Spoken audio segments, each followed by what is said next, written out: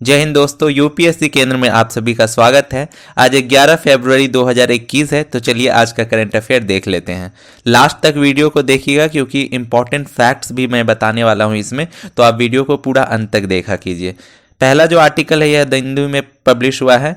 यह यूएपीए यानी unlawful activities and prevention act के बारे में है। नेशनल क्राइम रिकॉर्ड ब्यूरो ने एक आर्टिकल पब्लिश किया है, एक रिकॉर्ड पब्लिश किया है, जिसके अनुसार जो यूएपीए के अंदर जितना भी मामला दर्ज होता है उसका मात्र 2.2% ही लोग उसमें जिम्मेवार होते हैं, यानी कि दोष सिद्ध होती है मात्र 2.2% का। से 2019 तक देखें तो टोटल नंबर ऑफ जो केसेस इसमें दर्ज हुए हैं 5,922 और जिसमें से मात्र 132 कन्विक्टेड हुए हैं जिनका दोष सिद्ध हुआ है। अब हम लोग यूएपीए के बारे में कुछ विस्तार से समझ लेते हैं क्योंकि इससे रिलेटेड एग्जाम में यूपीएससी में इस तरह का क्वेश्चन आ सकता है, डायरेक्ट ना आए लेकिन यूएपीए से संबंधित क्वेश्चन आ सकता है। तो अनलॉफुल एक्टिविटीज को डिफाइन किया गया है।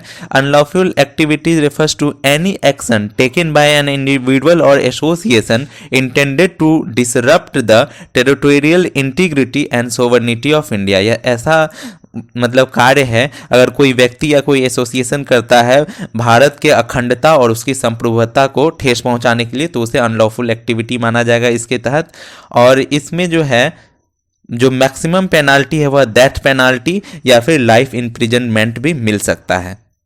2019 में भी इसमें कुछ अमेंडमेंट्स किए गए थे। उसके तहत एनआईए जो होता है, नेशनल इन्वेस्टिगेशन एजेंसी जो होता है, उसे कुछ ज़्यादा पावर दिए गए। उसके जो डायरेक्टर जनरल होते हैं उनको पावर दी गई। जिस व्यक्ति या संस्था पर इन्वेस्टिगेशन चल रहा हो उसके संपत्ति को जब्त करने का, सीज करने का और उसकी कुर्की करवाने का, बिना किसी प्रायर रिकमेंडेशन या फिर परमिशन के, जो भी स्टेट के पुलिस होते हैं उनसे।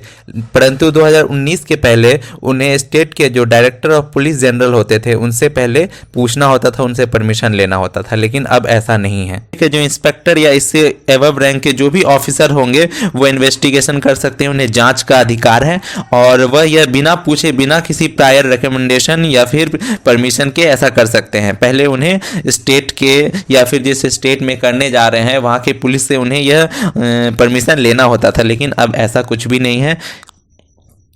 इसके अलावा इस रिपोर्ट में यह भी बताया गया है कि ज़्यादातर जो केस दर्ज किए गए हैं वह सेडिशन लॉ जो है सेक्शन 124A आईपीसी का, उसके तहत किया गया है। और मैक्सिमम नंबर ऑफ केसेस जो आए हैं वो कर्नाटका से आए हैं 22%, और उसके बाद असम से, और लास्ट नंबर पे इसमें हरियाणा है जिसमें मात्र 2% केसेस आए हैं।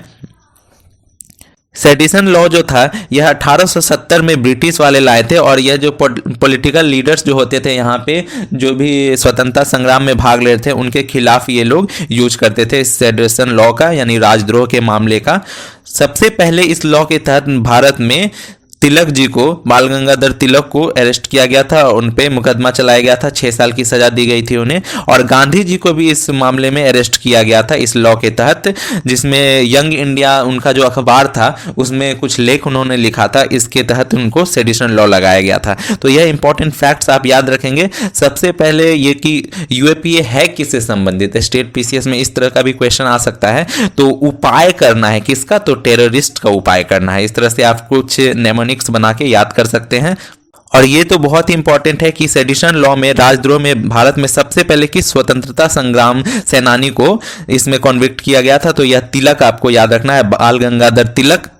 अगला आर्टिकल देखते हैं। अगला आर्टिकल है मेरी सहेली इनिशिएटिव। 66 बीपीएससी के प्रीलिम्स में यह क्वेश्चन आ चुका है। आगे जो यूपीपीएससी के एग्जाम होने वाले हैं उसमें यह क्वेश्चन आ सकता है। तो यह जो है साउदर्न ईस्टर्न रेलवे जो है, साउथ ईस्टर्न रेलवे, उसके जो आरपीएफ है उनका एक इनिशिएटिव है। यह पायलट प्रोजेक्ट था जो कि वीमेन सेफ्टी से संबंधित है।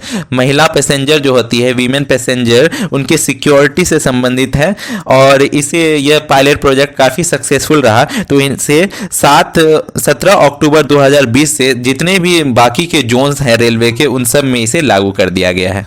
याद करने के लिए आप ये देख सकते हैं कि सहेली किसकी बनेगी, तो महिला की सहेली होती है, लड़कियां आपस में सहेली बनती है, तो इससे आप महिलाओं के लिए है और उनके सुरक्षा के लिए है। ट्रेन में जाएगी जब सहेली तो उसकी रक्षा करनी है, ऐसा आप कुछ ट्रिक बना के याद कर सकते हैं।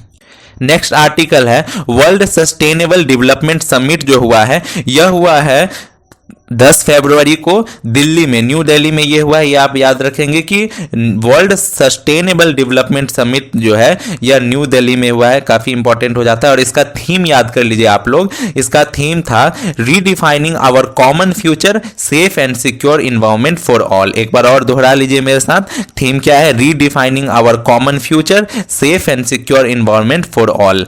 और यह न्यू दिल्ली में हुआ है, यह भी आपको याद रखना है। और यह फ्लैगशिप इवेंट होता है टेरी का फुल फॉर्म होता है the energy and resources institute. ये सारे फैक्ट्स आपको याद रखने हैं। इसके बाद अगला आर्टिकल जो है ये है अर्क शुभा। अर्क शुभा एक गेंदा का जो फूल होता है, मेरीगोल्ड का जो फूल होता है, इसकी एक नई प्रजाति, नई किस्म डेवलप की गई है जिसका नाम रखा गया है अर्क शुभा। इसमें केराटिन का मात्रा बहुत ज्यादा होगा, 2.8% होगा। और इसे Indian institute of horticulture research ने डेवलप किया है। तो एग्जाम में इस तरह का क्वेश्चन आता है कि अर्क शुभा क्या है, तो यह आप लोग टिक करेंगे कि यह मेरीगोल्ड की एक न्यू किस्म है। और याद करने के लिए आप इस तरह ध्यान रख सकते हैं कि अर्क मतलब क्या होता है? अर्क मतलब होता है सुगंध जो होता है, इत्र जो होता है उसे अर्क कहते हैं। तो गेंदे के फूल से अर्क शुभ आता है। जब भी कोई शुभ काम करते हैं तो क्या लगाते हैं? गेंदा का फूल लगाते हैं। शादी विवाह देख लीजिए, गेंदा का फूल लटकैले है पूरा धर के। तो आप इस तरह से याद कर सकते हैं कि अर्क सुगंधित और शुभ काम में, तो यानी गेंदा का फूल का ये होगा। तो इस तरह से आपको याद रह जाएगा।